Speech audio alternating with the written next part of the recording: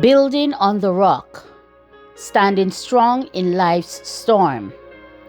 St. Matthew 7 verse 25 says, "And the rain descended, and the floods came, and the winds blew, and beat upon that house, and it fell not, for it was founded upon a rock."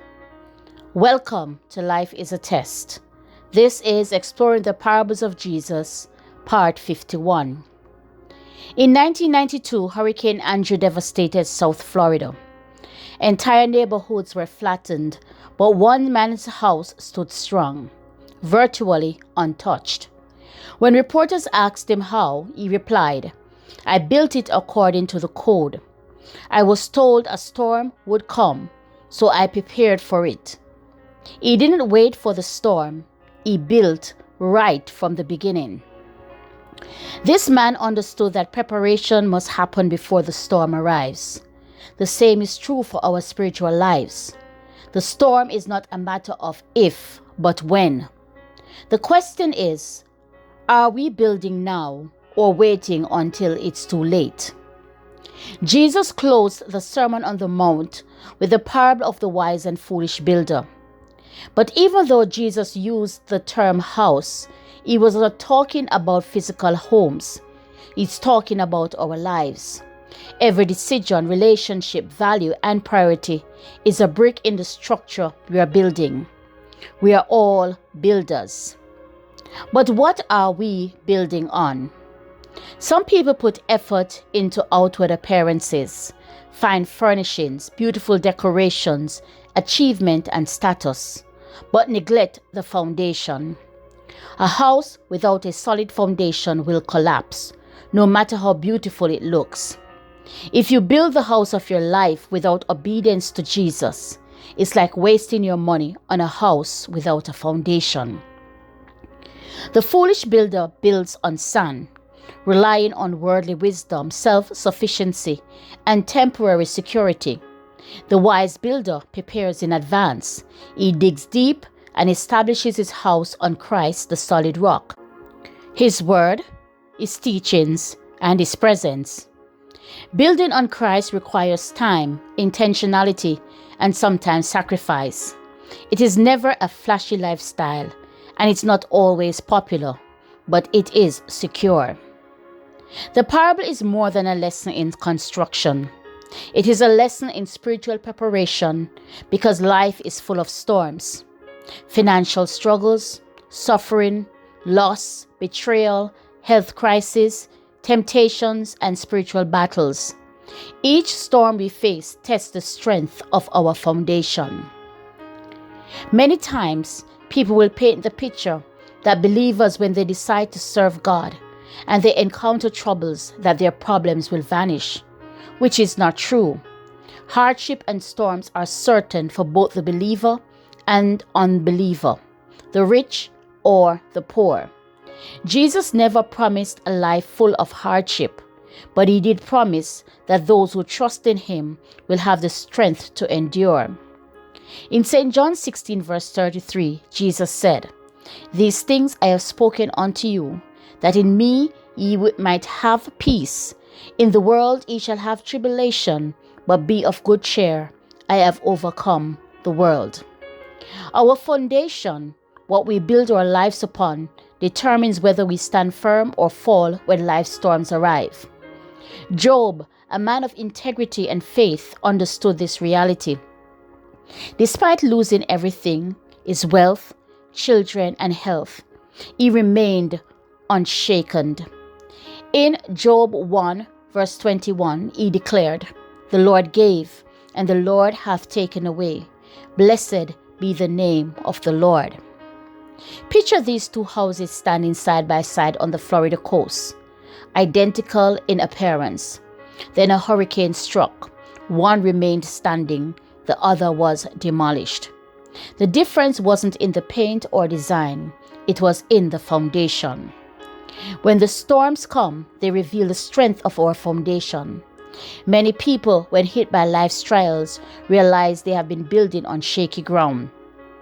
They cry out, they question God, they even quote Psalm 46 verse 1, God is our refuge and strength, a very present help in trouble. Not remembering that this promise is for those who have built their lives on Christ.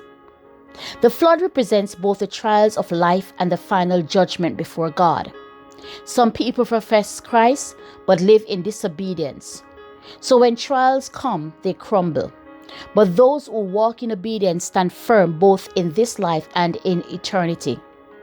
Titus 1 verse 16 says, "They profess that they know God, but in works they deny Him." There are only two final results. One house stands, the other falls. There is no middle ground, just as there are only two eternal destinies, heaven and hell. We must realize that the storm preparation begins before the storm. No one lays a foundation during a hurricane. Likewise, we must not wait for crisis to develop our relationship with Christ. Easy or shallow belief will not sustain us when the flood waters rise. Growing up in Jamaica during hurricane season, communities would secure windows, trim trees, and reinforce homes just before the storm arrived. What are we doing to prepare for the storms of life? Foundations aren't glamorous, but they are essential. In the life of a believer, obedience is that foundation. The one who claims to know Christ but refuses to live in obedience will not withstand the pressures of this life. And when they stand before God in judgment, they will face complete devastation. We all face storms, disappointments, illness, betrayal, financial loss, bereavement. And as we age, we also encounter new trials, decline in health, physical limitations, and ultimately the reality of death. These storms test the depth of our faith. They reveal whether we are true disciples of Christ or merely fair weather followers. So what are some ways we can prepare before life's storms? 1. Dig deep before the storm comes. Building your life on the solid rock of Christ doesn't happen by accident. It takes more than surface level faith. It requires discipline, praying daily, reading the Bible consistently, and obeying God even when no one is watching. Secondly, strengthen your prayer life. Jesus showed us the importance of prayer. In St. Mark 1 verse 35, it says, "And in the morning, rising up a great while before day, he went out and departed into a solitary place, and there prayed." Prayer connects us directly to God. It gives us strength, direction, and peace. Let's not wait for problems to start before we start praying. Let's build a strong prayer life now, so we are ready when trouble comes. Thirdly, beware of easy belief. Some people think going to church or saying the right words is enough, but without obedience it means nothing. Titus 1 verse 16 warns, "They profess that they know God, but in works they deny Him." Jesus also asked, "Why call ye me Lord, Lord, and do not the things which I say?" Real faith is shown through action. A life built on words alone will collapse in tough times. Obedience to Jesus is the only strong foundation. And lastly, surround yourself with godly support. We are not meant to walk through life alone. Ecclesiastes 4 verse 9 to 10 says, "Two are better than one, for if they fall, the one will lift up his fellow."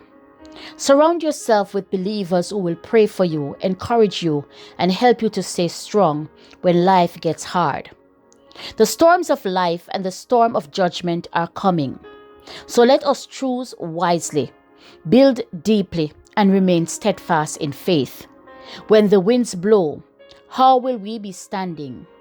Build now, build right, build to stand. Thank you for your continued support. Your passion for these devotions truly inspire us. Stay connected and keep growing with us. Join us for weekly prayer every Wednesday morning where faith and fellowship meet. Ladies, don't miss the Wailing Women every Wednesday at 7 p.m. Eastern Standard Time. It's a powerful space of prayer, encouragement, and sisterhood.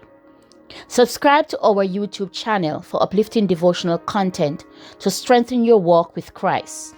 Have questions or need prayer? Message us on WhatsApp at 441-519-8087. My listeners, if you're built on Christ, you'll stand. But if you're built on the world, you'll fall. Let's examine our foundations today and make sure we are building on Christ, the precious cornerstone. God bless you, and you have a great day with an awesome God.